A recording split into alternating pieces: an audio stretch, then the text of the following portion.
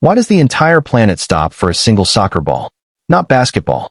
Not baseball. A guy kicking a ball into a net. And yet over 1 billion people will watch the World Cup final. More than the Super Bowl. More than the Oscars. More than anything else on Earth. By the end of this video, you'll understand exactly why, and you'll never look at this sport the same way again. Let's start with the basics. 2 teams, 11 players each. 1 ball. The goal is simple.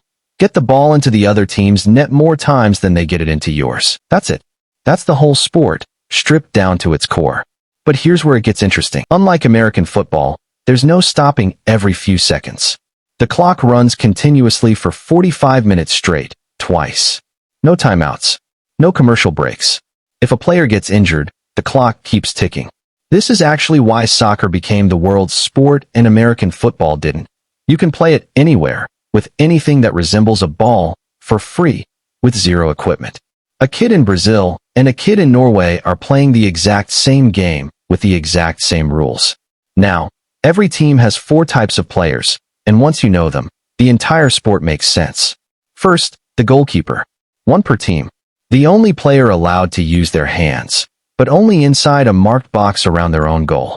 Think of them as the last line of defense, like a bouncer who's allowed to physically grab people, but only at the door's second, defenders. Their job is to stop the other team from scoring. Picture them as bodyguards, standing between the danger and the goal. Third, midfielders.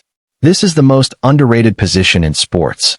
They run the most, touch the ball the most, and basically control the entire rhythm of the game. If defenders are bodyguards, midfielders are the engine room of the whole operation, and finally, forwards. Their only job is to score. They're the finishers, the ones standing closest to the opponent's goal, waiting for their moment. Here's a fact that surprises most Americans. The average professional player runs about 7 miles in a single 90-minute game. 7 miles. That's roughly the same distance as running a quarter of a marathon, while also sprinting, jumping, and making split-second decisions the entire time. So why don't more goals get scored? This is the part that confuses beginners the most. In a typical match, you might only see 2 or 3 goals total. Compare that to basketball, where teams score over 100 points. So is soccer just boring? Actually, this is the exact reason fans love it. Because goals are rare, every single one feels massive. Imagine if a home run in baseball only happened once or twice a game. Every time it happened, the entire stadium would lose its mind. That's soccer. The scarcity is the whole point.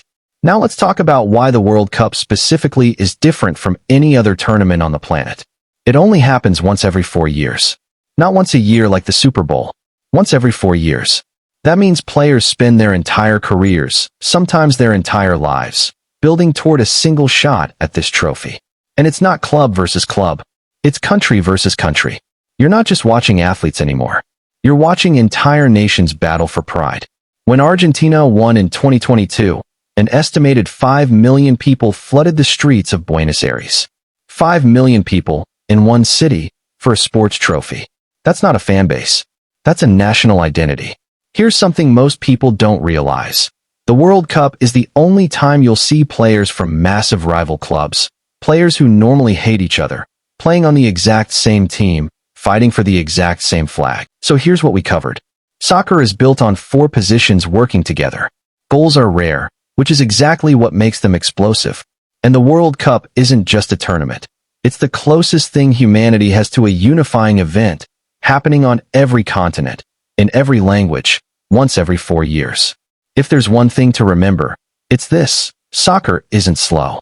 You've just been watching it wrong. Once you understand the rhythm, every match turns into a tension-filled story with a different ending every single time.